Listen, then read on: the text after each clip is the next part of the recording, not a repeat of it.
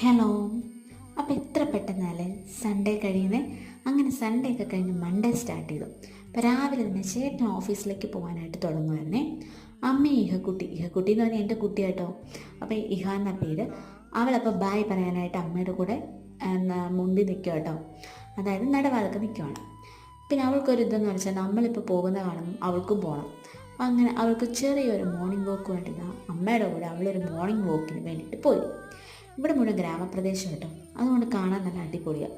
പിന്നെ ഇന്നത്തെ എൻ്റെ സ്പെഷ്യൽ ഡ്യൂട്ടി എന്ന് പറയുന്നത് അംഗനവാടി പോകണം, അമൃതം പൊടി വാങ്ങണം. അതാണ് മെയിനായിട്ടുള്ളൊരു കാര്യം എന്ന് പറയുന്നത്. രാവിലെ കപ്പയും മീൻകറിയായിരുന്നു. മീൻകറി എന്ന് പറഞ്ഞാൽ നമ്മുടെ പത്തിക്കറി. ഇത് രണ്ടും ഇഷ്ടമില്ലാത്തവരായിട്ട് ആരെങ്കിലും ഉണ്ടോ? എനിക്ക് ഭയങ്കര ഇഷ്ടമാണ്. നിങ്ങൾക്ക് ഇഷ്ടമാണോ? അങ്ങനെ ഞാനും അംഗനവാടി പോകാൻ വേണ്ടി റെഡിയായി. ഒരു സിമ്പിൾ മേക്കപ്പ് ആയിട്ടോ, കാര്യമായിട്ടൊന്നും ഒരുങ്ങിയിട്ടില്ല. പിന്നെ ഇന്നത്തെ ലഞ്ച് സൂപ്പറായിരുന്നു കേട്ടോ. Okay, by.